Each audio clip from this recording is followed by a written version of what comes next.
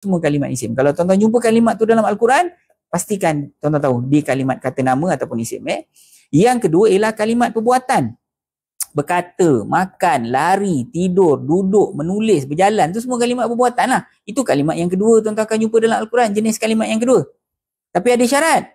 Syarat untuk jadi kalimat perbuatan ni tuan-tuan, siapa bagi donat ni tadi ni? Yong bagi donat. Thank you Yong. Nanti kasih makan Yong. Thank you very much.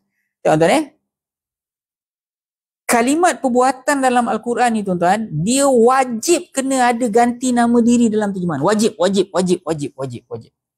Katalah kalimat tu berkata kan, mesti ada mereka berkata ke, dia berkata ke, kamu berkata ke, kami berkata, mesti kan ada dia, aku, engkau, kami. Kalau tak ada kalimat ganti nama diri tu, dia tak layak jadi kalimat perbuatan dalam Al-Quran.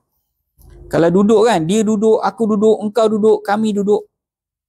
Kalau makan, mereka makan, engkau makan, kami makan. Tu syarat yang pertama, wajib kena ada ganti nama diri dalam terjemahan. Tu yang pertama.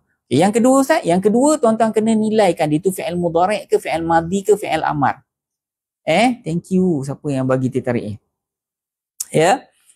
Cara nak tahu tuan-tuan tengok terjemahan tuan-tuan. Tuan-tuan tengok terjemahan dia. Fi'il mudhari' dengan fi'il madhi ni sebenarnya sama terjemahan dia.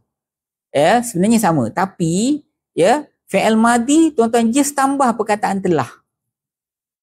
Contohnya dia makan, dia telah makan. Dia duduk, dia telah duduk. Dia pergi, dia telah pergi. Tambah aja macam tu.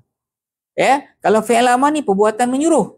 Kalau ni dia engkau berkata, engkau telah berkata, katakanlah oleh engkau.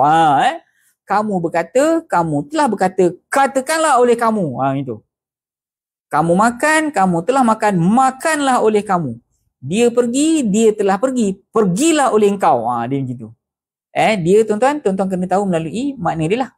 So kejap lagi kita buat sebab kulu tu dekat sini nanti kejap lagi saya jelaskan. Yang jenis kalimat yang ketiga ialah kalimat sendi lah, dengan, untuk, kepada, dari, dan, maka, semua kalimat kata sendi. So tuan-tuan, kulu, katakanlah oleh kamu, itu ialah kalimat perbuatan. Saya nak tanya tuan-tuan, dia fi'il apa tuan-tuan? Katakanlah oleh kamu, duduklah oleh kamu, pergilah oleh kamu, makanlah oleh kamu. Dia fi'il apa? Cuba tuan-tuan jawab. Fi'il mudhari' ke, fi'il madhi ke, fi'il amar?